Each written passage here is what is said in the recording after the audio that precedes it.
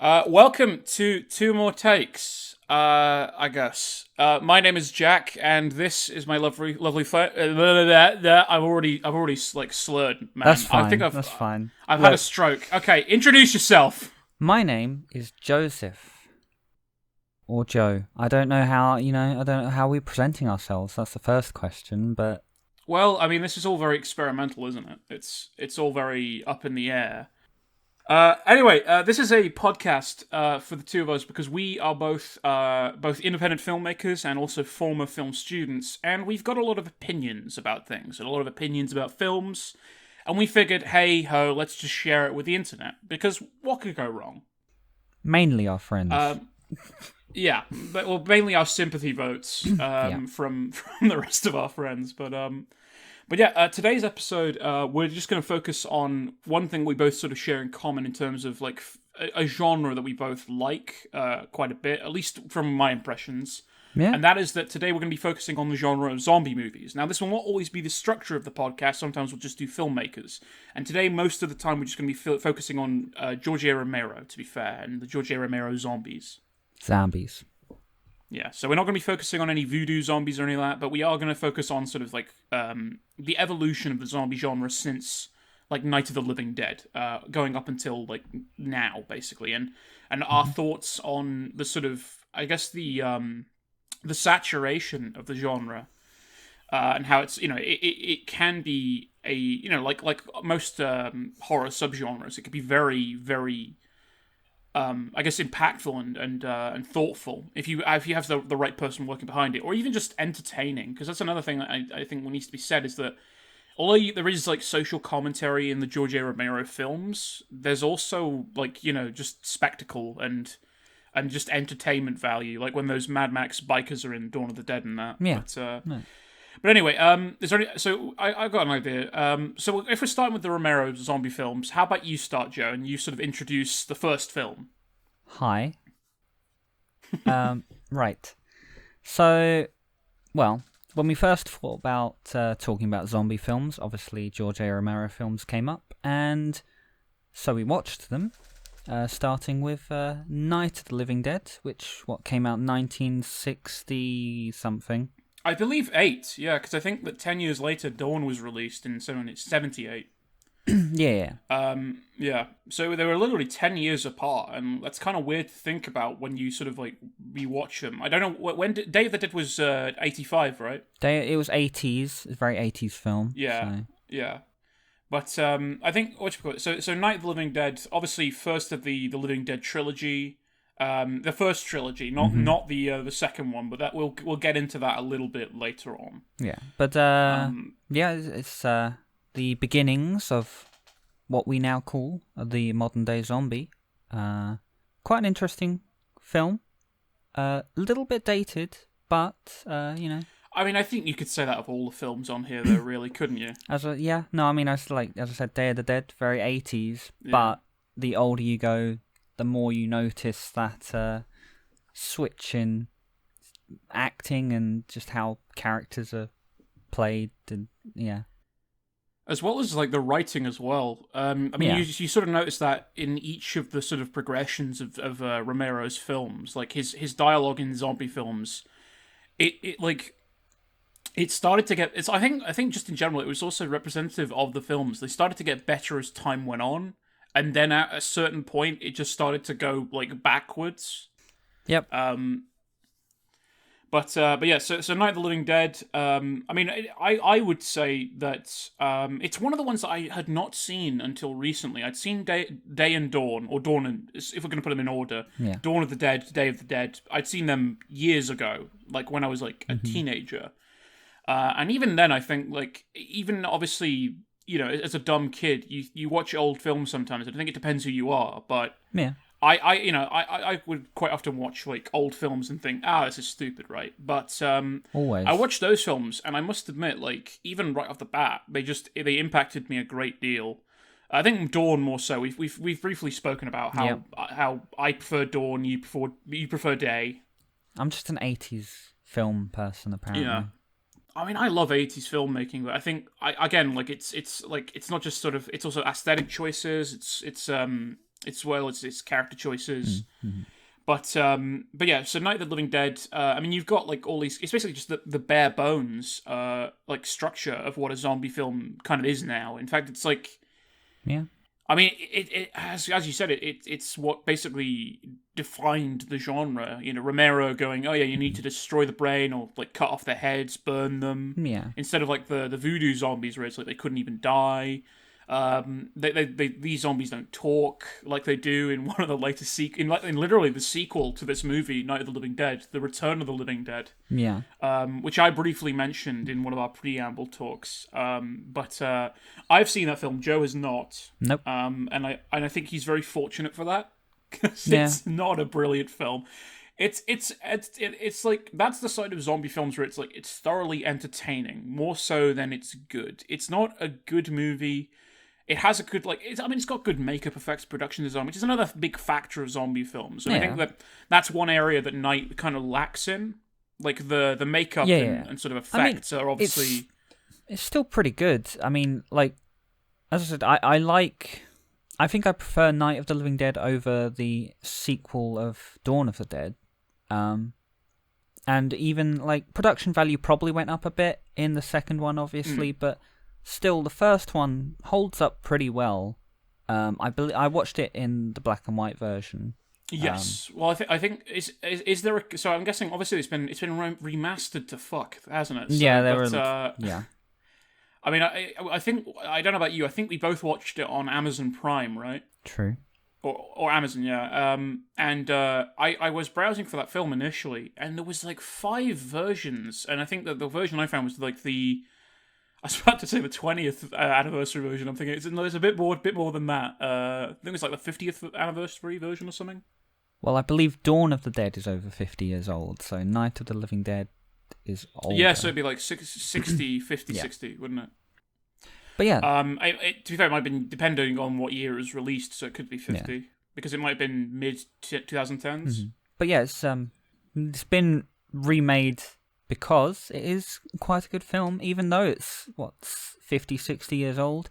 Yeah. It's very good, holds up. It's just a simple sort of beginnings of how the zombie outbreak starts. Obviously, only a few small set of characters in a house, surrounded by the Walking Dead, the zombies, and just sort of how they react to zombies for the first time, as well as probably the audience would have back then as well. Are you comparing it to like the Lumiere brothers with like the train coming coming towards the screen, and everyone sees the zombies, all of a sudden it's like, hit him with the brain or something like that. Yeah. You say like the idea of like it's like a Family Guy joke. It's terrible, but it is just like the Lumiere brothers but with zombie films. I mean, that's only funny to this context, but yeah. I mean, you mentioned that like the older film. I don't know if it was the Night of the Living Dead or Dawn of the Dead that you said. Obviously, people would have been scared to whatever, back in the day, whereas now... Well, I think that was with all of the good films on the list of films we're talking about back in the day. Bear in mind that we have like a fair variety. Most of the films sort of pre-2000s are like the Romero trilogy that we're talking about. Yeah. Those are the main ones, and then like Reanimator as well by Stuart Gordon, I think. Was it by Stuart Gordon? I think it was by Stuart Gordon. I just got done watching it. Why wouldn't I know this? Yeah, Stuart Gordon, starring Jeffrey Combs from Star Trek, of course. Why would I not? But yeah, I mean, the effects are... I think here's the thing. When we say that like the film is dated, I think that... it's again, it's like you say with Day of the Dead. It's very much a product of its time, and for Night of the Living Dead, it's very much a '60s movie. It's got it's got that tone in the directing, the acting. Like it's all very dramatic. It's almost like is it M.W. Murnau, the guy who did like silent films. Murnau. I know his last name's Murnau. Rings a bell, but I'm not sure. that's a lecture deep in our psyche. That's like it's like CIA sleeper agent programming. I only just thought about it now. I would never think about it, any other time. But But I think he did Nosferatu, which obviously, I mean, that's just back in a time where like they were using sort of like signifiers and stuff, wasn't it? It's like it's like, oh, if you're scared, you put your hands up and you fall to the ground and you shake a little bit and you just sort of put your mouth ajar. Yeah, it definitely has that slightly over the top acting. You know, it's slow paced, but it works for the first film, and you know, it's fairly simple. Obviously, low budget, independent sort of film back then, and still holds up fairly well. I mean, I enjoyed the first one, and I think general watchability of it is like probably not the best, just because of how old it is, but still. You know, I think that enjoyable. if you I would disagree with the pace thing like I've done before, but I think if you split the first half and the second half from each other and you showed somebody the second half as a rewatch, I think they would enjoy that a lot more. I think the first half is just a bit too slow and building for somebody to be like, you know, to rewatch that a whole bunch. But I think the ending, well, not the ending, but the ending half, like the second half. Is like it's thoroughly action packed. There's a lot going on. There's a lot of characters trying to take action and do things. Yeah. Even the that one guy, you know, the one guy, you know what I'm talking about. That one guy? That There's one guy. multiple guys, but you know. No. That one guy. You know, the one who's always a problem in a zombie apocalypse. It's Yeah, like, oh, that we'll do one the stupid guy. plan. Right, yes, the one that. Yeah, we'll do the stupid plan. He really just. The audience has to hate him. Yes. Yeah, it's like we don't have an antagonist. It's like clearly an antagonist. We have the coward, stupid character who thinks they're smart. Yep. And that's something you sort of notice throughout Romero films, really. And also, I'd say less so in Dawn because they're all sort of working together, unless you know, apart from the bikers and that. Yeah, but still, it's definitely the zombie films, especially the Romero ones, have always been focused on the conflicts between humans rather than the zombies for like half the films. So, well, that's what like if you're going to use like a sort of modern example of the Romero zombie, and you know where his sort of development of that like went to, you can look at The Walking Dead by Robert Kirkman. I'm talking about the comic book rather than the series. The series was there, and you know, was there at a point where it sort of understood, you know, like the human conflict and you know and you know zombie culture and you know the structure of zombie stories as a whole. But you know, it can't. It's so that's like talk about saturation. Like the multiple seasons that have happened to The Walking Dead in recent years.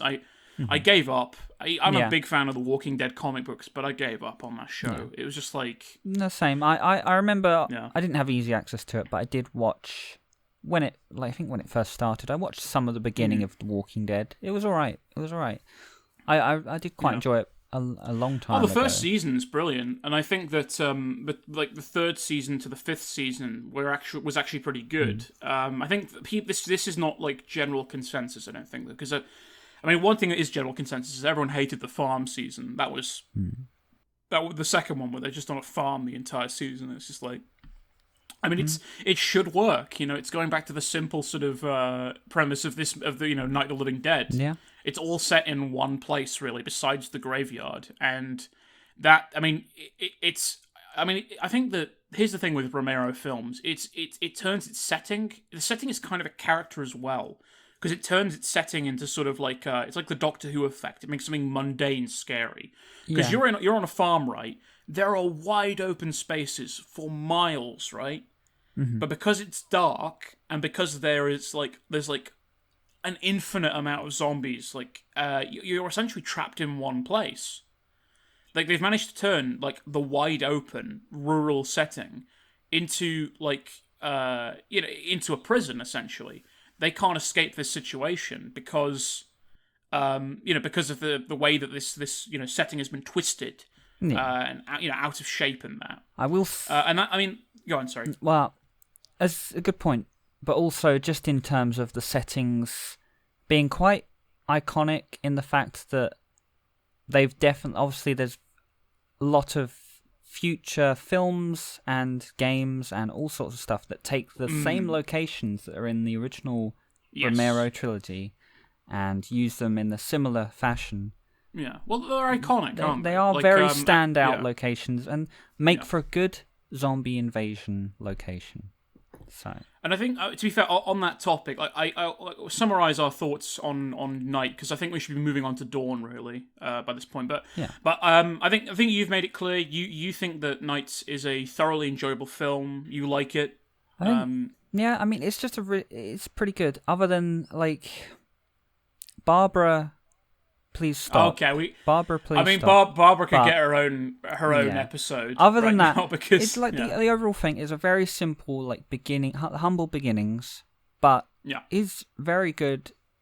Probably because I think there's also just, as you said, there's tons of like remasters and remakes of the old films that are probably nowhere near as good. I haven't really seen any remakes of them, but they're never true to the original anyway. We were looking down a Wikipedia list at one point. It didn't even have all of the zombie films ever, which I was kind of surprised by. I found plenty of zombie films from my memory that were just not on this list. But I don't remember if there was. I think there was at least one like sort of like a remake of Night of the Living Dead. Yeah. But there was not. I don't think I don't think there was many remakes. I think there's certainly more remakes of Day of the Dead. I mean, I've spoken about that again in our preambles. That I've seen like far too many like sequels and remakes to Day of the Dead, and it's just, I mean, it's absurd how many they make, and it's they keep getting worse. They keep getting worse, but yeah, my thoughts on Night is that I said this to you yesterday, that I see the Romero Living Dead trilogy sort of in the same vein that I see the Star Wars trilogy, the Star Wars original trilogy. In that there is a clear best film in there, which is Day of the Dead. Day of the Dead is the apex. Then you have Dawn of the Dead, which is sort of like the better sort of pre part to that. It's like the better sort of predecessor. And then you have Night of the Living Dead, which is sort of like, I called it the Return of the Jedi of zombie films. In the Return of the Jedi is sort of often seen by many critics as like the weakest one. I would put them in the scale of like the sort of general consensus of like Dawn is probably on par with A New Hope, and then Days on par with Empire. Yeah. That's not the way I rate them, but No. I think Night is certainly my least favorite out of the trilogy, not because of any faults on its part, but just because there was such an improvement going forward. Yeah, as I said, it's the simplest one, so there's not too much to grab hold of with the first one.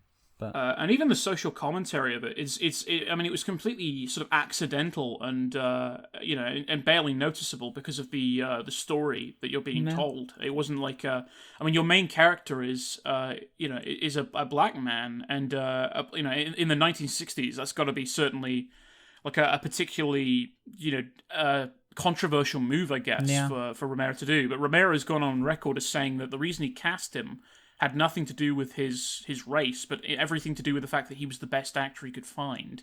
But it does add like a layer of depth to the ending, where our main character is about to be rescued, or at least he thinks he's about to be. He could be rescued if the situation was sort of slightly altered.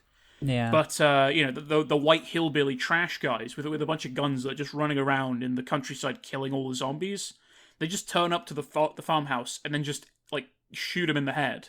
Yeah. And there's nothing wrong with him. He's not been bitten. He's just alive, and he's just acting a little defensively. He's in shade, and they just think, "Oh, look, it's something moving. It's a dead guy." So they shoot him right between his eyes, and then you have the credits being played over the images of him being thrown on a body fire. Yeah. Him being pulled out, and it's just like, it is. I mean, it's definitely, that's one area where I think that the film is kind of timeless in until we reach a point where perhaps that does sort of become a dated sort of premise, but yeah, it definitely refers to a lot of. I've heard other people talk about it referring to the current issues that were at the time. Even if it wasn't purposeful, it absolutely uses Well, it adds, it. it's not. Yeah, it's not on the surface really, but it's like it's not even like a main part of the film, No, but like say Dawn of the Dead is, but with its themes. But yeah.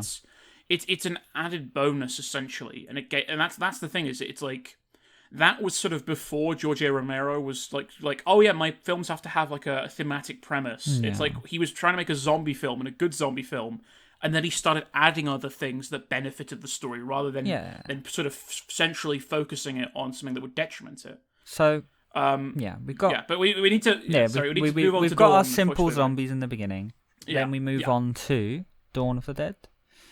Yes, which where is- the zombies are all grey. They've all, Yeah, like, they go a bit. the makeup is better, but it is like I will say this about Day. The makeup, at least there's a bit more variety in the zombies' sort of like complexions. Like they're using a couple Yeah. of the Dawn of the Dead special effects, but they're also using new ones. I know Tom Savini did the special effects for Dawn of the Dead. I don't know if he did it for sorry, not Dawn of the Dead. He did it for Day of the Dead, but I don't know if he did it for Dawn of the Dead. But the thing is, we didn't list the premise, by the way, of Night of the Living Dead, because the premise is so simple that it doesn't really require us to give Yeah. a synopsis on. I think the other two films kind of require that, though, just because Dawn of they the are Dead a has bit- the strongest yeah. one. Yeah.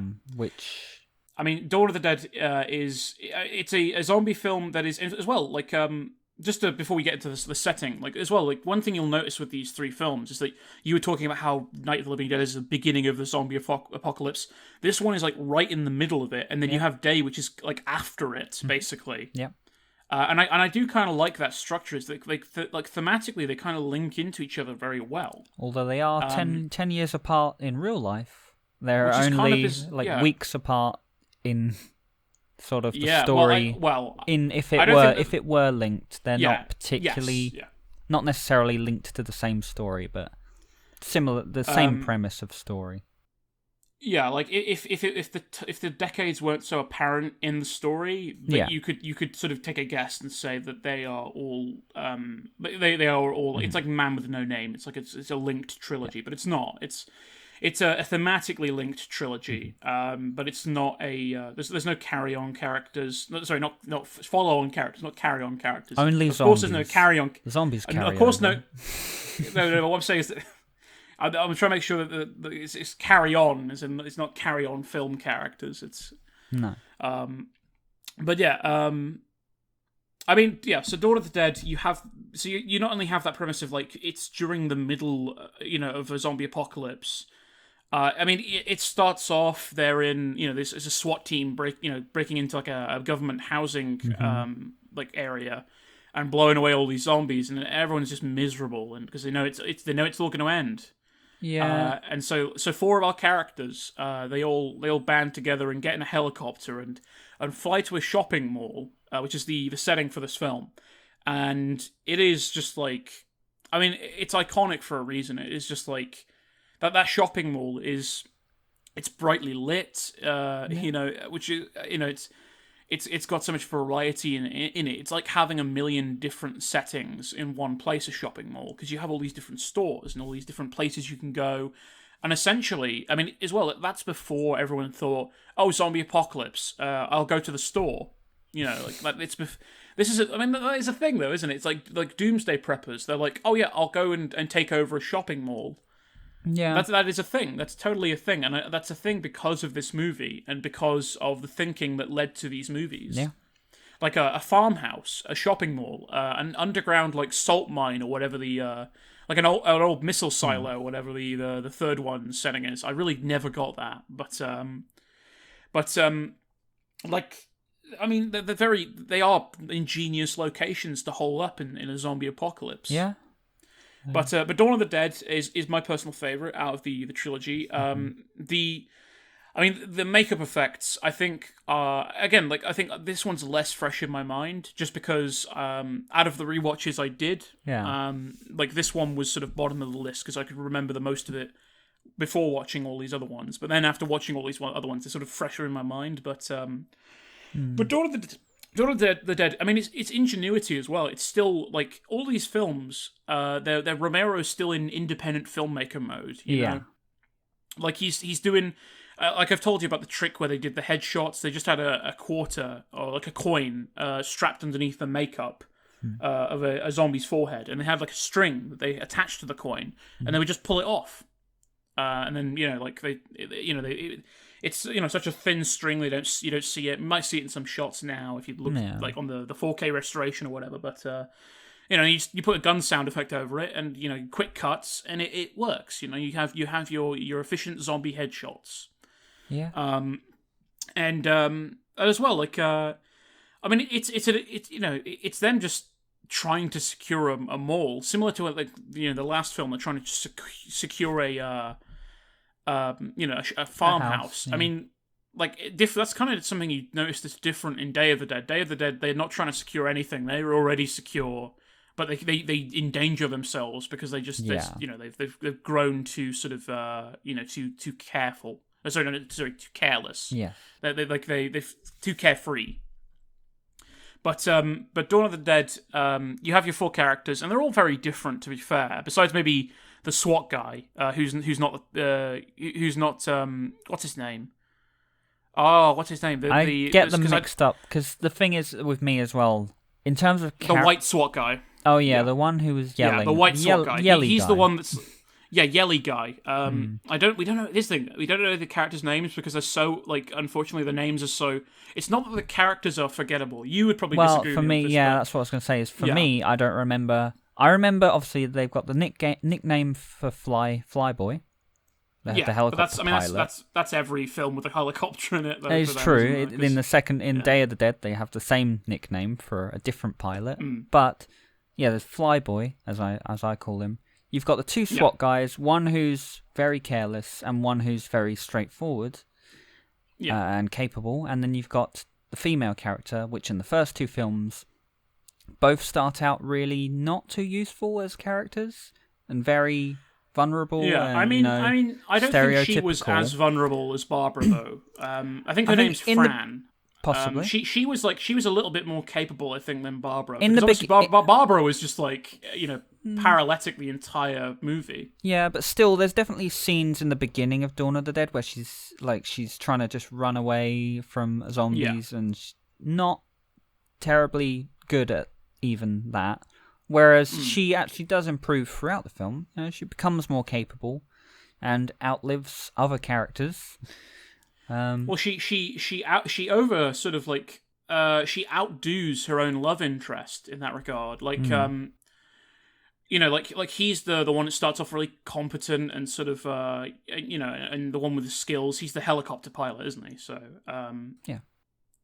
So he's he's sort of accepted the situation, but he's not letting it sort of he's not letting it ruin his life really. That's the thing with these characters. Once they get to the mall, they just sort of enjoy themselves while when they're not securing the mall. They're just enjoying themselves, making the most of things, trying to move on. But there's still the lingering problem of hey, there's a lot of zombies outside, and other people are going to come and raid you. And that's ultimately what kills one of the characters at the end. Yeah, one of them obviously just a bit careless, and the other one, 3 of them stay happy for quite a while until later in the movie where more people show up and clearly Mel Gibson's gang comes along to flatulate them for not being Catholics. That's my synopsis of the film. Yeah, Mel Gibson's in it. You can check it. Google it. He's in it definitely. I refuse to Google it. But yeah. So in the end, they have to move on once again. Once other people turn up and kind of ruin their little shopping mall that they were quite happy. Yeah, that's sort of that's sort of a theme that obviously carries over with every single film of his, even into his later films. Yeah. Is that even if you have a safe place, people will ruin it. Yep. Other and people then you just will ruin it. Move on. Don't get eaten along the way. But yeah, I mean that's sort of basically the synopsis. But the interesting sort of element is it's again they're trapped in a place, even though they have free reign over this place that in an ordinary situation, you have to be bustling with people. Yeah. You'd have to pay for things and that. There's that brilliant moment where one of the characters in Dawn of the Dead, they're opening a cash register, and he starts taking out the money, and he turns to the other character and he just says, "You never know," and it's not because he thinks it's worth it's worth anything. He thinks it's like you never know. It could be worth something. Yeah. Like don't rule it out. It's it's he's still valuing currency even like irrationally in the apocalypse. He's not gonna it's not in a meaningful way, but like not like it is in say Land of the Dead, where that is the entire premise and everyone's like, yes, money is still a thing. It's like he's just like like screw it. If the economy if the world ever came back, I would be rich right now. Yeah. It's like they're a mock and as well like they're trying to like that it's almost like I would say this I would compare it to sort of like The Shining in that it's sort of maddening because again it's like cabin fever. That's always something in these films. They always get like cabin fever, and they all start to lose it a little bit. Yeah. Besides the pilot dude who is like he's just. I mean, he's probably the one that keeps it together the most, on the surface. Until other people show up, which kind of breaks his. It's weird, like, they have this immersion where they recreate how life was before because they are in a shopping mall where they have everything they need, all the amenities that they had before, and they, just living out life as they would before. Well, that's the thing, though. It's like a slight commentary. I mean, there's been so much talk on the commentary in this film. It's a commentary on consumerism and how we're all zombies in the mall going around. But it's also just like how materialistic lifestyles do not make you happy. Because as you say, they have everything in that mall, and they're just not happy. The Fran, she does not want to marry the pilot dude because I think that's more so. This is me remembering, but I think that was more so because. She doesn't like, she's uncertain about the future, and she's like, I don't really want to make an investment that could end all of a sudden, and she gets proven right in the end. If she had, married the pilot guy, she would be in much more distress than she was. But she's still in distress, but like it's losing somebody she had loved at one point. But she moves on quite quickly from what I remember. She's like, time to go. I think the SWAT guy showed this. Actually, it is true. They focus on the SWAT guy waiting for him, and the woman's like, "We gotta go. He's dead." And I'm like, okay. Well, at that point, she's completed her character arc of becoming like the merciless survivor, who only cares about the living. And as soon as somebody's bitten, they are not living anymore. As soon as they are. Although it's sort of the cynical survivor, really. But they don't actually, again, it's that thing of they don't actually see him die, but they're like, he's probably dead. But, the SWAT guy's like, he might not be. But the love interest is like, nah, he's dead.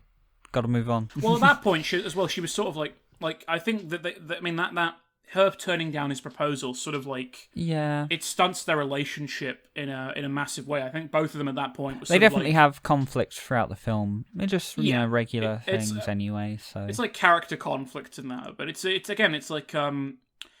it's like The Walking Dead. It's a microcosm of the human condition. It's almost like they're lab rats in an experiment. That's what it kind of feels like. Speaking of lab rats and labs, see, I'm linking it in perfectly, Joe. Joe, introduce our next film that sort of links into Dawn of the Dead quite nicely. Next film, totally not a zombie movie. No, Day of the Dead comes after Dawn of the Dead. The zombies evolve. Yeah, this is where it starts to get a bit weird. I mean, they kind of improve. Like they reference it in the Dawn of the Dead, but in the third film, Day of the Dead, which is my favorite, love a good 80s film. So it's more after the outbreak has sort of not calmed down, but there's just not enough people to eat anymore, so no one's out and about. It's this group of scientists and military troops in a bunker in probably the middle of nowhere. Also, the worst soldiers ever. Like, they have no discipline, and they're like two of them are extremely fat. I was just thinking the entire time, I was like, who the hell gave these men a job? Rude. Like.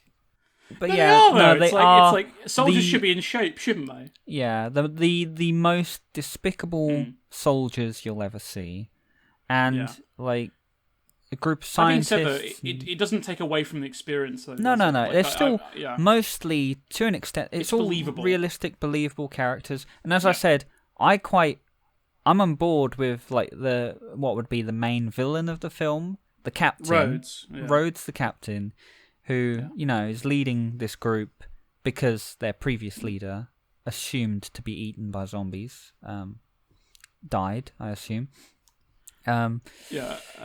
Also, one thing to note is that, and I will agree with this, the characters this time around much more memorable. Yeah, memorable. And I like that's the thing. Like Night of the Living Dead, the characters are okay, but they're like some of them are a little bit over the top, some of them not, some of them are a bit dull. Second film, you only have 4 main characters, and that's quickly turned into 3, so there's less to focus on. And again, I would say they're okay characters again, but not for me, not the most likable or interesting. I think characters. It doesn't help that 2 of them have the same profession, which is SWAT guy. Yep. I think that's why they had to kill one off. You can only have one of each profession. And again, but then you get Day of the Dead. They have more characters than in the previous 2. Production quality. They have wider professions, though, don't they? Yeah. And they all look very different. They all like have individual. Yeah, you've got like. I mean, they're all just the regular red shirt soldier dudes. Yeah, I think you've got like 4 or 6 soldiers at the beginning of the film. I think 2 of them get eaten immediately, so it gets taken down to 4. What you call it? I think 4. No, what I mean is that I think 4 of them are like unnamed nobodies as well. Yeah, there's like 4 random soldiers, 2 like character soldiers, then the captain. You have like three character soldiers, and then the captain. You've got Miguel, who's the love interest for. Oh yeah, for Sarah, I almost forgot lead. about him, but yeah. Well, you've got to talk about Sarah, Billy, and John as well, because they're our main protagonists, like them and Miguel. Yeah. And there's one thing that I noticed watching Dawn of the Dead and Day of the Dead back in the day, which sort of, I mean, this is like a minor thing. This is, as a video game reference, I can definitely see an inspiration for Left 4 Dead, with the idea of having like 4 survivors who are all very different together doing the survival. Because when they're coming down the elevator, I was like, oh, that seems very iconic. You know, they're coming down the elevator into the base in Day of the Dead, and they look very different as well. They're all holding Uzis, which is as well another sort of famous weapon from Left 4 Dead. That you know, again, that's more video game stuff. Yeah, no, but there's a variety. There's all sorts of inspirations and influences for future stuff. Like as I said, the shopping mall from the second one. The whole premise, everything is taken from these 3 films and pushed into future and modern day media. So, well, they're kind of blueprints for the perfect zombie films, aren't they? Yeah, but yeah, Day of the Dead. So we've got this little group that have already been. The apocalypse has been probably happening months by this point. Like the calendar that Sarah keeps implies that it has been like a long while. I think at least at the very least I think it's. I would have to check, but I believe that it's like it started in early October, and at the point of the movie it's late October, so it might be a matter of weeks. Yeah, or inside a month. But I might be misremembering that. I think all I know is it is October at the present of this, and she's like marking down the days on a calendar. Yeah, and it has been a long time. Like there's still, like some of the characters are still hopeful, but it's after the point. Like they're going out looking for survivors and not finding anyone at this point, and then, but they're obviously in this bunker, which you would assume is safe. You know, there's not really that many zombies. There's some they do. Already start with like there's zombies around their little complex, but not like a worrisome amount to them apparently. Well, I mean, here's the thing: is that the bunker is completely secure, but they make it unsecure by bringing zombies into the bunker and putting them in like a cattle area. Their whole thing is. There's the conflict between the soldiers and the scientists, because the scientists want to bring zombies in to experiment on and try and figure out cures or ways to tame them or learn about how intelligent they are, because that's kind of the whole thing going on is the zombies are just humans, but stupid, I think is the point. they've just forgotten. Well, it's not like one point. It's just like there's the possibility that maybe Bub is the sort of central case of that. The character Bub, which is the first like named zombie character in these movies. A fantastic performance by I don't know what the actor's name is, but he does a fantastic job. Zombie 4. But Zombie 4, Bub is the character's name, who is the test subject of the character Logan, or nicknamed Frankenstein, who's this mad scientist who's trying to experiment on all the zombies. He's like taking apart the bodies of the dead soldiers without the permission of like Rhodes. No one knows that he's mad until later on, because otherwise they probably would have done something about it sooner. But everyone's Sarah realizes he's mad right off the bat because she walks in on him with like 3 bodies, like doing weird experiments, and she's immediately concerned. There's like concern between some of them, but they don't really realize exactly what's going on until it's already falling apart. So, but he does some weird stuff, but he still does. Obviously, he somehow tames one of the zombies to an extent, showing intelligence between him and the zombie doing like human things with human stuff, vaguely remembering his older life before he was a zombie, which is interesting. Quite docile, isn't he, as well? Yeah, he's like not an aggressive one. He's a very interesting like case, considering like zombies up until this point have just cannibalist, like wild creatures, and then they're like, what if some of them aren't? Well, it's the exploration of like new ideas. It's definitely his smartest film as well, because it's actually thinking scientifically about how you would approach the zombie apocalypse if you can't find a cure. Because Sarah's our main character. She's looking for a cure for the zombie apocalypse, but she's not getting anywhere. She can't find anything. And then you have the other 2 scientists. I don't remember Scientist Redshirt's name. All I know is that he gets offed, and it's just sort of random scientist guy. I don't even know what he does at the complex. I remember I thought there was only 3 scientists total. There are. Sarah's one of them. Sarah, Frankenstein, Sarah, Logan, and then there's the other guy. The other guy Yeah. who's like, I think he's working with both of them, but he doesn't really have his own goal. He's just like, I'm a scientist too. Need help with that? Or at least if he does, it's off screen. Yeah, like he's probably doing his own thing, but like he's on the same page as both the other scientists, sort of trying to just help do something. I think what's really interesting about like the premise as well, though, is that when I was rewatching it, this is more so when I was rewatching it than when I originally watched it. Going with obviously the catalyst being Bub and the rehabilitation of zombies, or the attempt thereof. Yeah. You sort of, I mean, not with the characteristics or like perhaps the expression of it, but when Rhodes discovers that, like, I mean, for a lot of Rhodes' decisions and decision making, I think there's the interesting part about both the sort of sides of the conflict is that at certain points the soldiers are quite reasonable with their assumptions. More so Rhodes. Rhodes is the leader, and he's the one making the like decisions. The other soldiers are just careless idiots for the most part. Just they kind of. I mean, there's the one that laughs all the time. Yeah, they're just selfish. What is with the laughing? they're kind of losing laughs as he dies as well. Yeah. I mean, they all are just selfish, sort of just they don't really care at this point, and they're definitely losing it a bit. The only thing keeping them like on a leash is Rhodes, and Rhodes himself is untethered. Like he's uneased. Yeah, he starts off a little bit over he's like, I'm gonna shoot you for no good reason. Tell me what's up. He's like, he wants to figure out what they're doing there, because clearly the scientists are not. Yeah, I think I this is my theory. If they had just let Rhodes up top with like a suntan bed or something, like a stretcher, like a one of those things you lie on in the sun by a pool.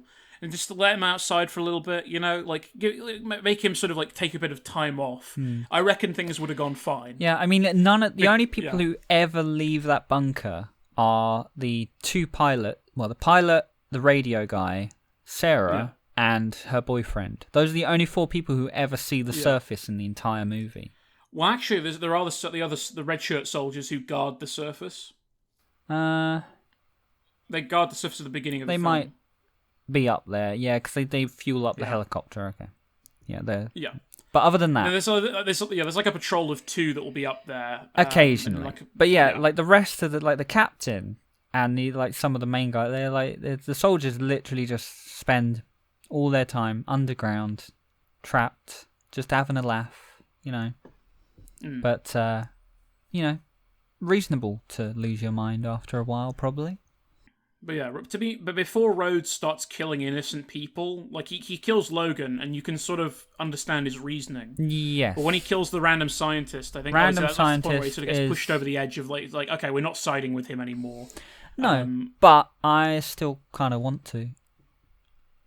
That's just because he's a fantastic performance, isn't it? Like he's other than obviously like Sarah and the pilot and the radio guy, they're really likable and they have no like guilty party in like anything really. Whereas Rhodes has he's a bit of a maniac, but also is still also trapped underground, endangering himself and his troops because of what the scientists want to do with the zombies and stuff, and they lose like half their guys that are left to like scientist encounters with zombies and stuff. Well, actually, I mean that I think would be more down to Miguel's incompetency. It's Miguel who is a soldier technically, but is the boyfriend of the scientist, but is also clearly losing it. He's also a massive dickhead. Yeah. He's a jerk. He ends up obviously not too well. He almost turns into a zombie and then maybe not, and then he ends up killing himself anyway. Yeah. I mean, that's the thing, is that in the end he does sort of redeem himself via sacrificing himself. I mean, yeah, but also he's definitely not in the right mind, though. Because everyone is still in the bunker, and he's like, I'm gonna let the zombies in. Everyone's gonna die. It's all over. The captain's lost his mind, which is true. Well, but at that point, John went off to go and find the others, and at that point, he sort of clocks it of like, I mean, I think as soon as he got bit, he clocks like, okay, everything's gonna fall apart now. 2 of the soldiers are dead. I'm a dead man walking. And Rhodes is going to go off the hook. And what we kind of needed there was we needed like a scene where he's like sneaking around and he like sees like the scientist get shot, and so he fucks off to the surface to go like let the zombies in. But I think that's still fine because I'm fine with him not having any more screen time, because it's good to show like he's really lost it throughout that movie. He's shaking all over the place. They sedate him to calm him down and stuff, and it's like he's not capable at all. So I don't want to see, like, they do show him a lot, obviously screwing up, and I'm like, that's fine. Let's just leave him to that. Him getting to the cutting to him, like, obviously he's escaped and he's at the surface is fine. I don't. I mean, as well, it does make you think, to be fair, when you're watching it, that I suppose, like, if you with the lack of that scene I was talking about, it does make it more open-ended for his reasoning for it, because it could just be in spite of everyone in the bunker. Like, he might, at that point, he does sort of resent Sarah for trying to help him. Like all of them. They're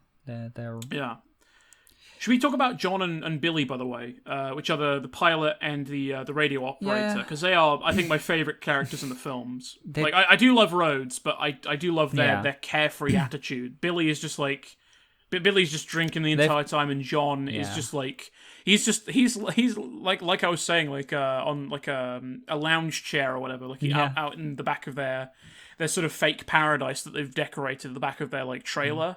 Yep. He's just sat out there, like, reading through, like, pointless files and stuff like that. And that's where, of course, he has that great monologue about filing and stuff like that, and how it matters absolutely. Yeah. Like, it doesn't matter whatsoever. Yeah. Just chill out, just welcome to our paradise, He's got his own. They've got their own like perfect little house that they're like separate from the rest of the bunker, but it's still underground, and they're like, just chill, Well, they know that they're the most That's- essential personnel, basically. Well, the 'Cause pilot, only, yeah.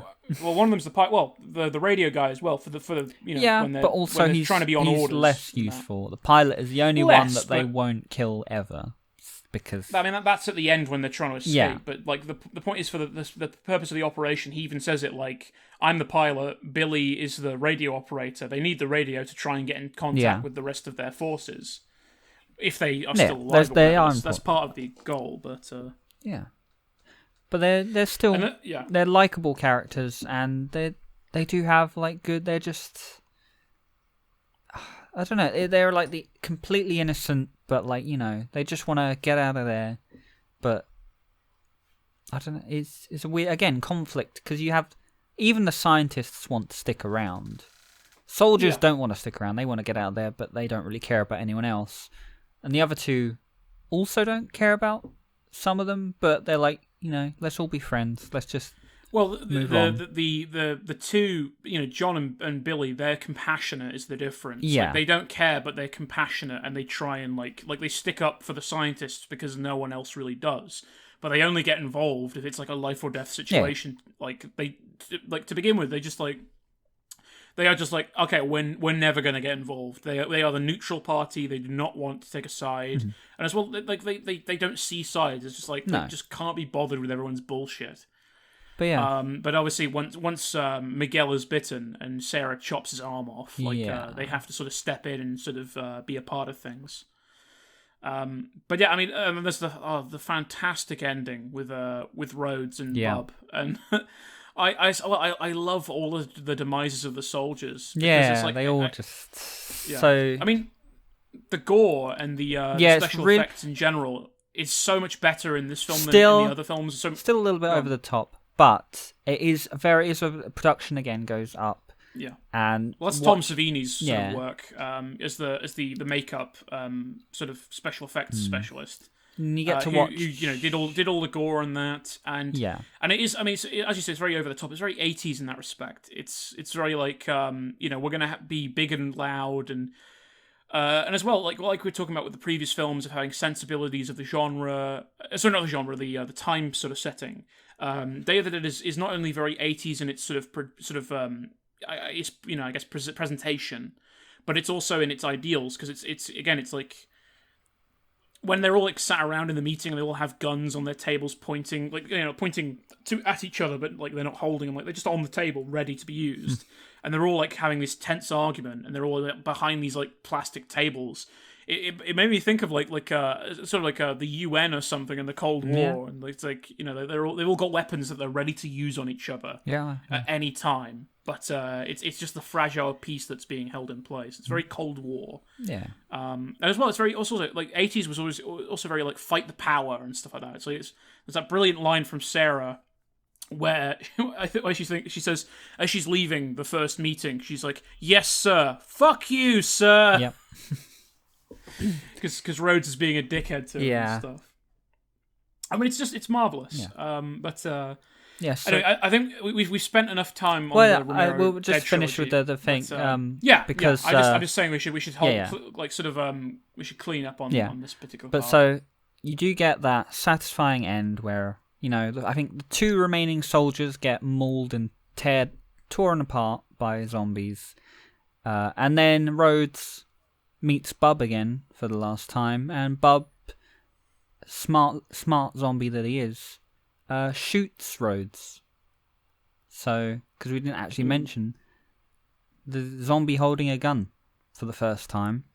yes, does come up again in that sequels. does come back, But actually, in the Day of the Dead, kind of works because obviously they've already set that up, and yeah, they've taught Bub to do things and remember things that he used to do before. and as well, Bob has a backstory. As a as well. Like, supposedly military, he was a he salutes. he was a soldier. I of the do love past. him saluting Rhodes as Rhodes gets Yeah. shot and then eaten by the horde of zombies. Yeah. And yeah, And then that ending montage of all the zombies eating everyone in the caves and yeah, the base. it's It's satisfying horrible. but gruesome. That's why I say it's like it's not pleasant to watch. No. Like it is just like it's a haunting image. and then to immediately switch to that to our only living characters. They're still full of life. They're escaping. Yeah, and It's also like, I'd say there's an interesting cut when they get to the helicopter. yes, there's a lot of as well. That's sort of the stuff going on with Sarah. It's very dreamlike her stuff because she's always restless. So like the film begins with a dream sequence that and it's basically where the jump scares come into effect. I don't like the jump scares. I like them in this film, but I don't like jump scares in general. No. But in this film, it's handled very well. It's very creative. Yeah. I love that it starts off with she's just in a room with no windows or doors, like not even a door. It's just a bed where she, or like, no, it's not even a bed, is it? I think she's just sat on the floor. And she's on the floor and he's on the bed. Yeah. No, that's a different one. Sorry. Because at the beginning she's on the floor. She looks up and then it turns to the opposite wall and there's the calendar.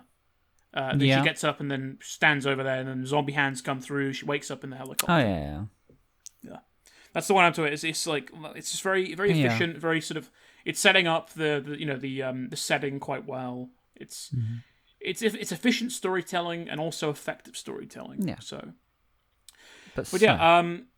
So right now I think it's important to state that the going forward with these next films, like there's a lot more to cover, so we might end up having to split this into two parts. This like the first part is the Romero stuff. trilogy is obviously key. It's the beginnings and it basically influences everything else anyway. But there's we've got other Romero films that I've seen one of. You've seen a couple of.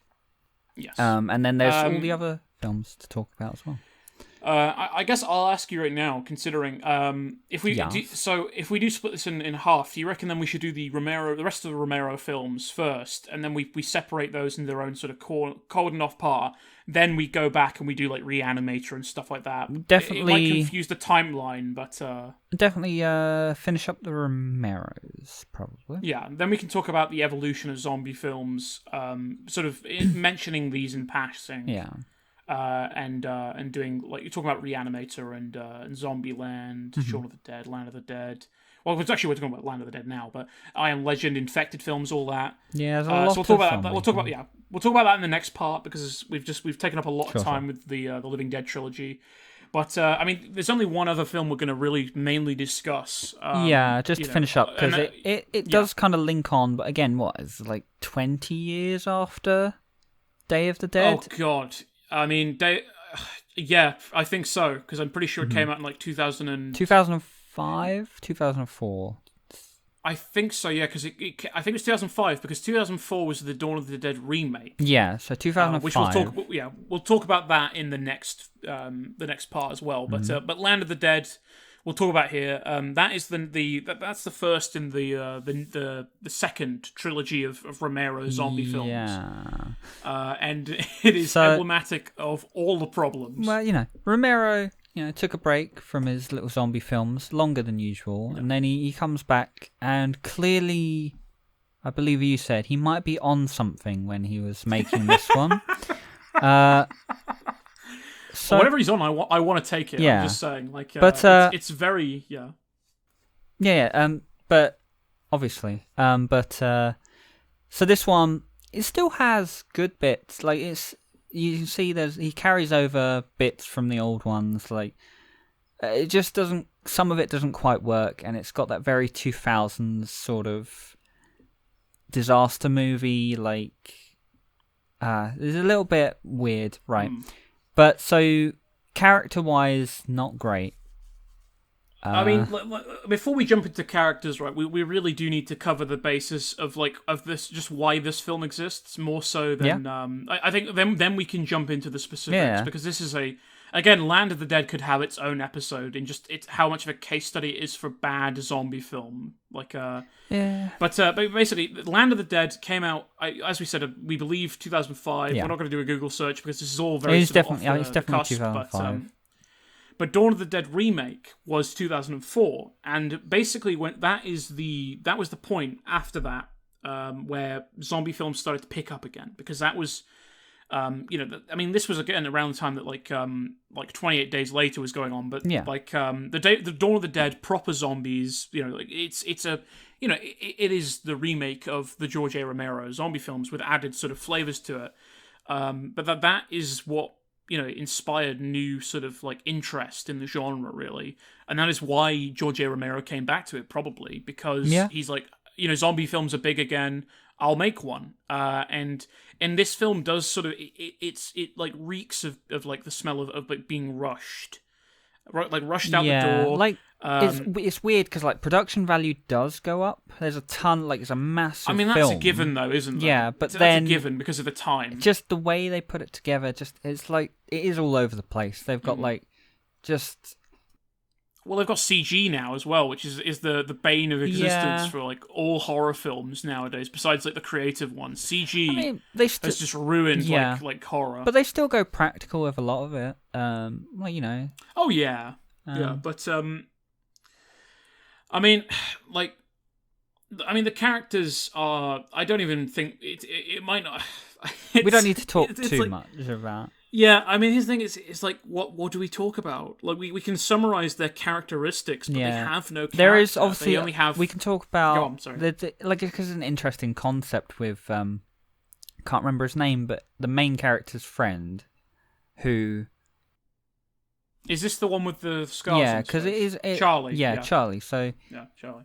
It's like an interesting idea that he's like, because he's been injured, and it's this weird thing of like, other people are a bit, skeptical on him. It's because there's that thing of he kind of looks like a zombie from one side, but obviously he's human still. He's just injured, but they sometimes play it up a bit much. So like as you said, they make him a bit more of like a disabled, mentally handicapped guy, which is where every it once goes in a while, downhill, and it's really. like a bit too much. But the whole idea, he's still a very capable survivor with the main character. They're both work together, and he's supposed to be this really great shot, even though half his face is burnt. You know what's really, really sort of funny to me? I can remember Charlie's name because he had some modicum of character.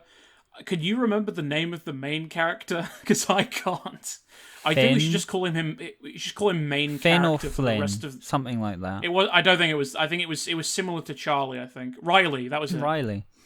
Yeah. Someone was called Finn, but yeah, it's annoying now. I wish we could have just called him main character because that's all he deserves. Yeah, no, there's basically no other. The only other character that I even care about is the Samoan, like SWAT guy, and I mean, that's just our like good bad movie. But no, but he's also that's actually also a likable character, whereas all the others, just who cares? Well, I think we need to sort of we need to be specific on this, and like he's not a likable character. For me, he's a likable characteristic. No, he's a character. They don't caricature. Again. They don't. They don't spend too much time on him, but yeah, he's an enjoyable sort of aesthetic to the film. Like he's not got a character.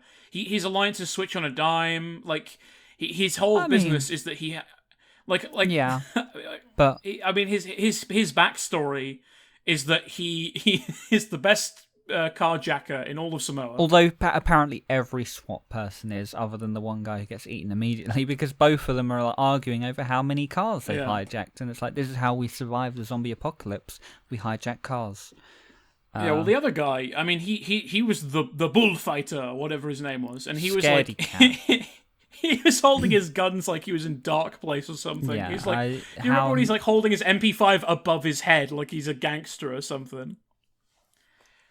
It was like, it's like, as well, one thing I noticed is like, you watch the other films, right? And although they'll have like fully automatic, like they'll shoot in fully automatic, right? Which will waste way more bullets. Sometimes the premise sort of like compensates for that.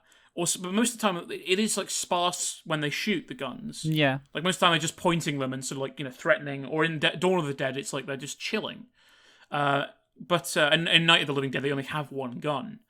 But in Land of the Dead, I swear, right, they must have like unlimited ammo hidden somewhere. I mean, it's that really over the top. Like they've got the massive truck with guns all over it. They've got all sorts of really like there's that guy with like the harpoon gun. You got the all sorts of like gun. It's like They've got anything you can think of. They've got it. It kind of turns into a video game at that point where, they've just got every weird weapon. It becomes imaginable.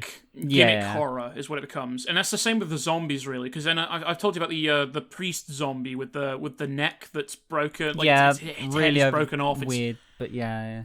It sort of swings its head over its shoulders to bite somebody. Yeah. And it's like, that's a cool concept, but at the same time, it's like makes no sense. Handled. I mean, even the gimmick of our main zombie character, Big Daddy, they try and play up this idea of, from the previous one, the zombies, some of them more intelligent than others. They can actually kind of function, they as a think. society, Yeah. So there's one zombie in Land of the Dead that is way smarter, and he's like, hey, he's compassionate for his zombie friends, but the way they do it is so weird. It's like he just kind of moans at them. He's like, come on, zombies, let's not be zombies, let's think about our lives. I think one of the poor points of that is that it also links into the social commentary of the film, and in the worst possible way. Yeah. Because it's like the whole film is about classism and sort of like and capitalism and hierarchy within that, and it's so poorly done that, I mean, you could talk about just again, you could talk on its own about the human element, which is the main part. Yeah. But then you also add in the fact that the zombies are also like an exploited lower class. Yep. And you make them sort of compassionate and likable with. Or whatever, or relatable even with the main zombie. And it's like, I could understand that concept working in a different film. Yeah. Where it's like maybe like man is the greatest monster or something like that, but it does not work. No. It does not work in this film. And it adds another layer of like are we meant to feel sympathy for these things that are eating like innocent people? It doesn't make any sense. And it's just this one zombie who's like, oh, a gun. Oh, I figured out how a gun you shoot, and I can shoot humans. And then he's like, "Here, you zombie, pick up this weapon, do that." And he's teaching his own zombies how to zombie, and it's like, but it's just so like, it could work, but it doesn't. It is gloriously goofy though. Isn't it? It is so like, I mean, that's one thing I say about Land of the Dead, is that it is so bad that I would possibly put it in the good bad movie genre, just because I found it thoroughly entertaining and fascinating. Again, I come from a background where I love really bad disaster films, but you hit a point. There is that point where it's like, it is just rubbish. Some films are just rubbish. Land of the Dead is on the borderline of that, where it's like, it has enjoyable parts to it, but then half of it is just. No. We do need to preface though that the enjoyable parts of Land of the Dead are, again, it's like that would be our own like personal subjective. Side it's of not that. like, and that's us enjoying shit is what it is. Yeah, but like, again, would not recommend. But it's not there are a few bits in there that aren't bad. Like, there's enjoyable bits for anyone in there. Yeah. Some good ideas, but most of it, no. Try again. The entire concept of the entire concept of like apocalyptic hierarchy and classism, it's a great idea, but the way it's handled it's all about the execution. Because here's the thing: the main villain, who is the who's the one who owns the tower and the city, he's a banker or whatever. Like he's got like a bank and he has money and stuff like that. He's like, I pay. He's like talking like he's a pioneer, like he's Abraham Lincoln or something. Like, I built the bridges and I put up the fences. And it's like, well, first of all, like it's being so on the nose. It's like, we don't negotiate with terrorists. It's very Bush. Yeah. It's very Bush era. It's very like, okay, clearly you're trying to make a statement here, George A. Romero. You're not doing what you used to do, which is like, you're going to make a good zombie film first and foremost, and then try and work in that stuff into the script in subtext. It's like they just basically say, oh yeah, you're too poor to be up here with us. Rich tower, no room you Mexican for you. man. Yeah, you Mexican bolt even arrow more man. On the nose where Yeah, and then there's, as well, you add into that like the Yes Massa character that works for the banker guy. But here's the thing: is that like this concept, right, of one guy being in charge of it all, not inherently bad. It's the fact that the guy in charge of it all, his only resource is money, and in the apocalypse, you could get to a point where money perhaps becomes valuable again. The issue is that this world's like logic makes no sense. No. It has no, because what would like it's honestly it's like. So first off, I think we should start with hierarchy, right? The guy who's the leader, who is that sort of like I'm like a railroad tycoon or something like that from the Old West, like that character. And this would be a cute sort of like nod to that, and a cute sort of way of viewing that. That would be a grocery store guy, like a guy who owns a grocery store. Like that, having supplies is what would gain you that position, and then you could build from that. But he's just banker guy. Like he should be like old like old South sort of like, I do declare, sir, when you came to my store and you were looking for food, who provided that food, dear sir? And then he's like he has some leverage that way. But it's like even the structure of like them like raiding other towns to like getting supply runs and that going. And they have like Mad Max riders going like you're going yippee, and they got like American flag on that. It's like. No, that doesn't. You need like an ordered military, and then the ordered military only stays at home. They don't go on supply runs, and it's as well. They would be part of the hierarchy because they're the ones who actually get things. And I mean, but they're at the bottom, so it makes no sense. And it could have just been sense. Could have been done a lot better anyway. Like, I could even work with because I was like, oh, okay, this guy had money. Maybe he was able to put together like this defense area because they're on like a bit like a peninsula island bit. Maybe like buying resources or something. Yeah, like he did because he says he paid some troops to come protect this area, and that's here's the thing. I think he paid like because the army it is not like the American army. That is like it's a militia that they've made. Yeah, that's kind of the thing. So it is just random people that have been trained up. It could. So his money shouldn't be worth anything in that regard. But buying resources beforehand, I could see that. Perhaps buying a couple of experts beforehand. But again, it's like you would have only thought to do that during the during the. But apocalypse. like even in the ideal scenario where it's like maybe he's in this is like the one good protected area that he'll be like splash whatever cash out just to make this safe so that he can rule this like little area, try and protect it so that he can continue doing whatever he wants and like that could be a good thing, but like they could have worked with that better. But the way it's done, it's like one skyscraper that actually works, and then he's like, just put a fence up.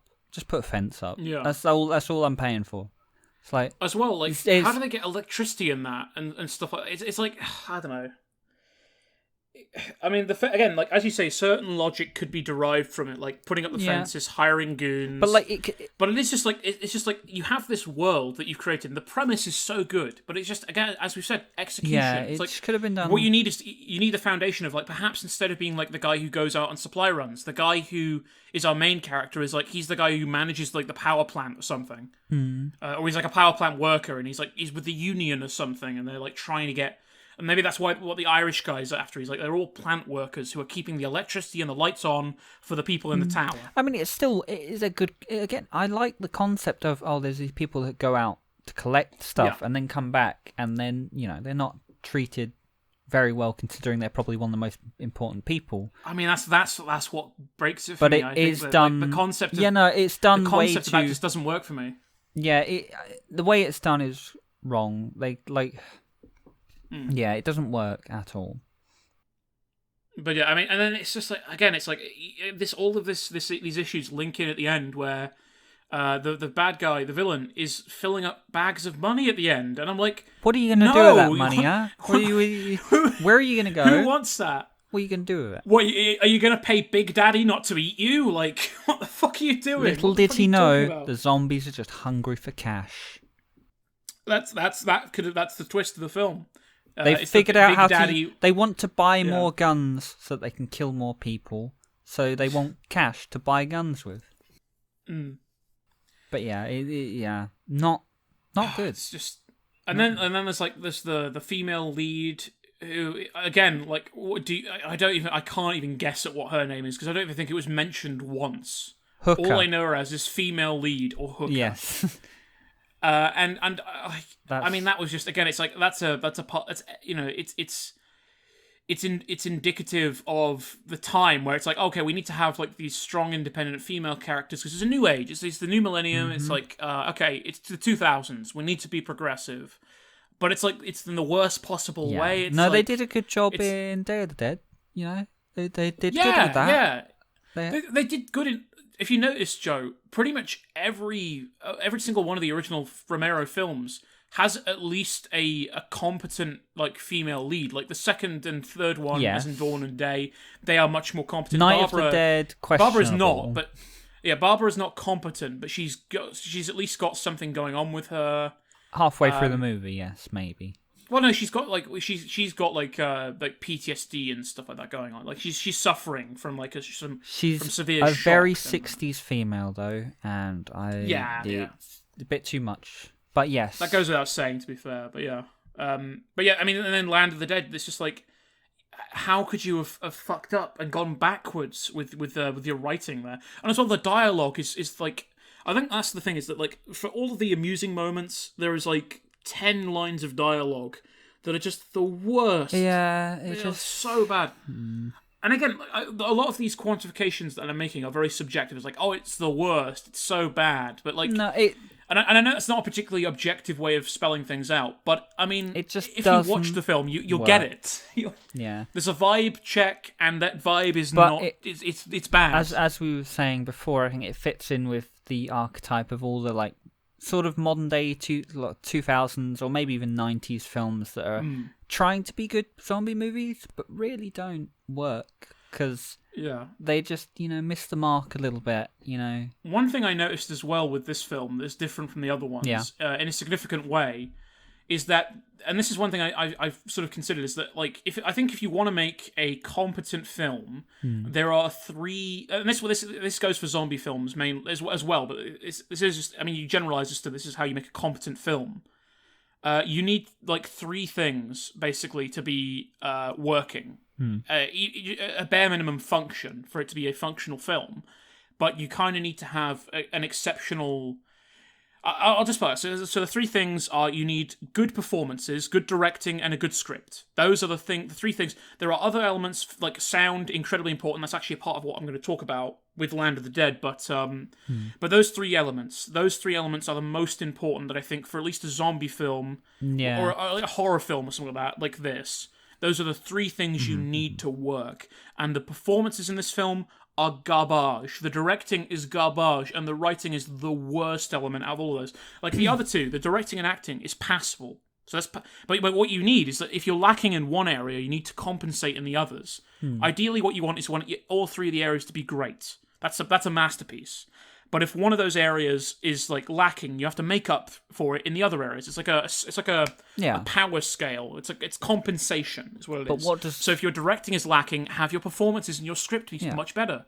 If your script is lacking, have the directing and performances be much better. But I will say, it's much easier to fix something with a good script than with a bad one. Yeah. But one thing I would notice, even with like other categories, because there's other filmic things that are important. Yeah. Sound design, especially, is important with that. Like lighting, especially. I said this about Day of the Dead. I don't like Day of the Dead's lighting. It's very bad.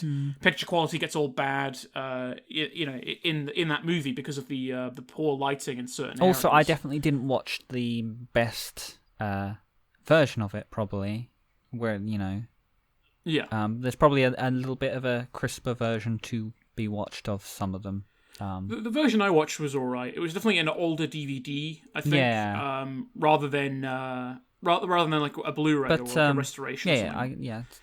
But Land of the Dead, it's sound design, right? So going on to sound design from that point. So first off, I just want to I established that like this film fails on doing those three elements. Yeah. Two of them are passable. One of them is terrible. Basically, that is like there's been no compensation.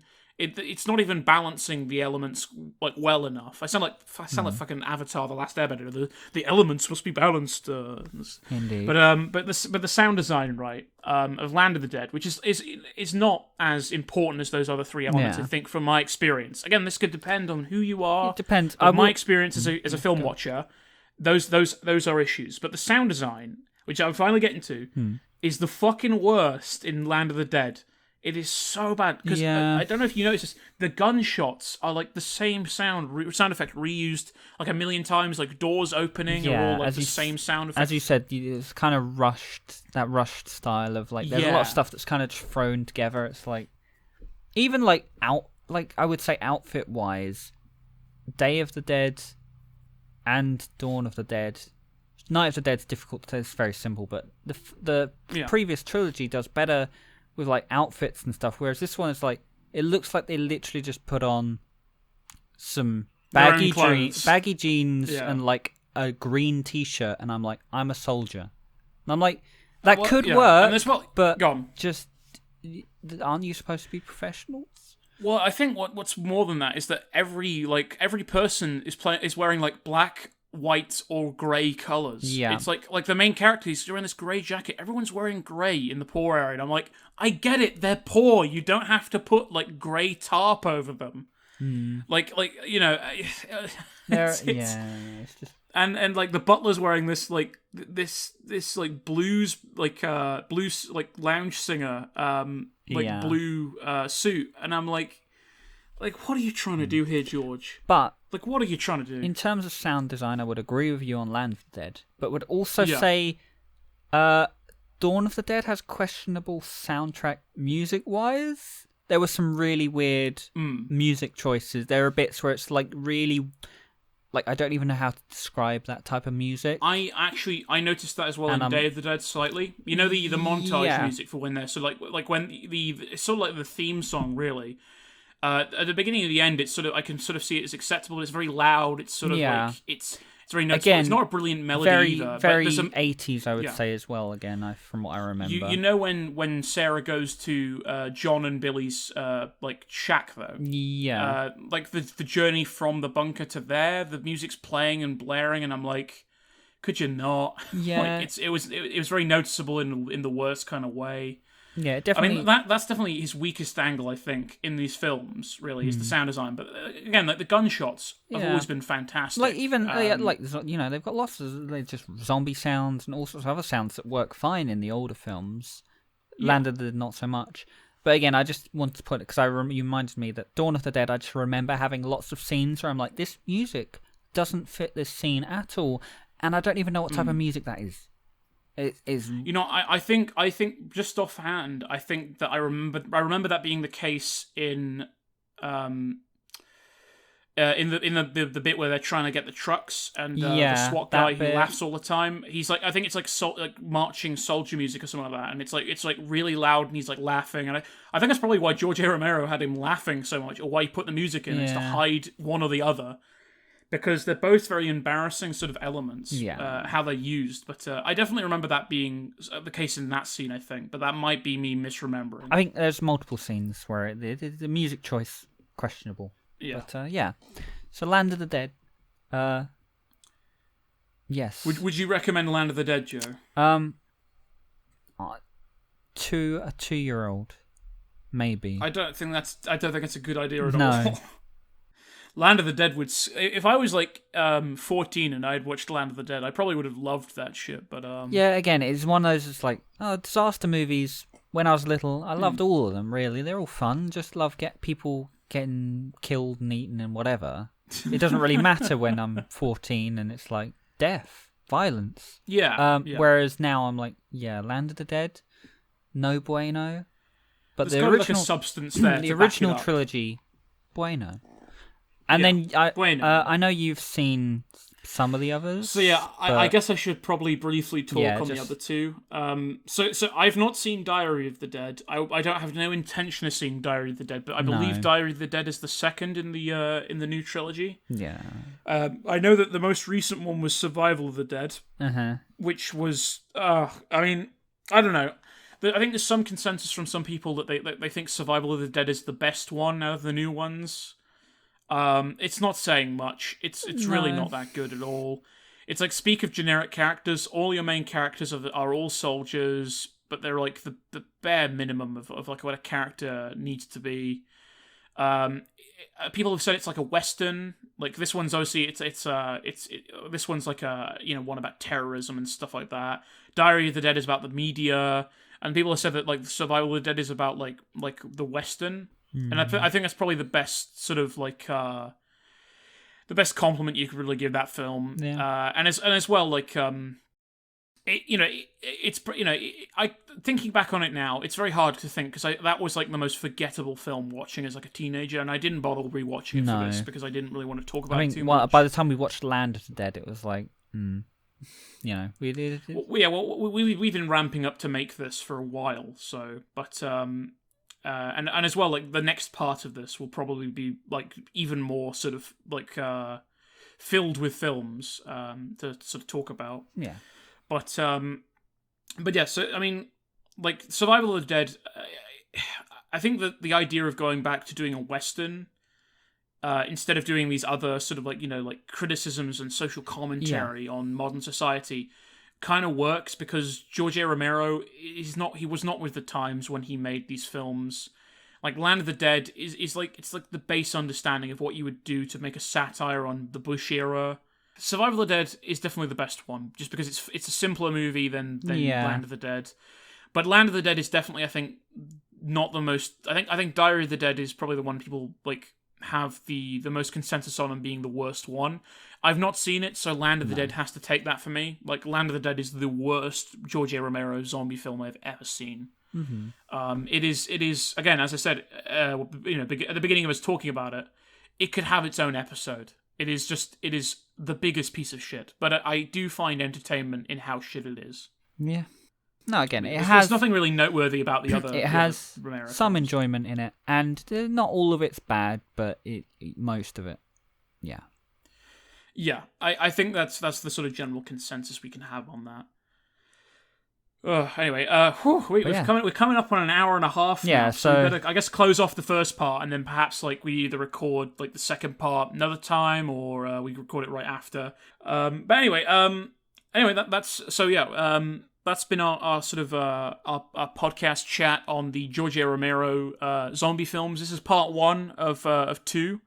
The second part will focus on other zombie films, sort of, basically, this is the beginning of our journey, essentially, and it's a sort of microcosm of what we'll talk about when it comes to how zombie movies have changed over the years, where they're going, all that. But yeah, anyway, it's doubtful anyone will listen to this, or even listen this far if they do. I'll listen to you. But, that's sweet, Joe. But yeah, we've been, I've been Jack. Okay. That's what you say. I've been Joe. No. I've been Joe.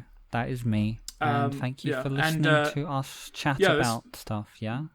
This has been 2 More Takes, and hopefully we can actually copyright that name or get a channel with that name or some shit. Hopefully some asshole won't listen to this and go, I'm gonna go copyright the name. Listen, schmuck, right? If you do, I'm gonna make a bad zombie film, and I'm gonna make you the lead, and I'm gonna call you Mr. Bland. And I'm gonna be the zombie. I'm gonna eat you. Yeah, Joe's gonna eat you, and I'm gonna film it. That's our fetish. But yeah, anyway. Right. That closes it off. Hopefully, if you enjoyed listening to this, then please show your support and subscribe to the channel or subscribe to wherever you found this, whether it be on any sort of audio platforms. And please leave a comment. Please make it constructive. Even if it's not constructive, we'll read it because we got nothing better to do. But at least a constructive comment might make us feel better about how terrible our existence is and how many terrible films we watch. But yeah, Joe, do you want to say anything as closing words? Stop making me watch bad films, please. That's not fair. That's not fair. This is a consensual relationship. You watch these bad films too. I will say, to be fair, Land of the Dead was my idea, but that's just because we found it on Netflix. I just know you have that enjoyment. I mean, I can as well, enjoyment out of bad films. Yeah. But only to a certain extent. But yes. Yeah, I think I'm probably the one that has a bit more sort of leniency in that regard, to be fair. I watch a lot more shit. Which is fine. You got a balanced diet of films. Yeah. But yeah. Yeah. Until the next part of the zombie conversation. Yeah. Like, we need to do a little jingle at the end or something like that. That's our jingle. Goodbye!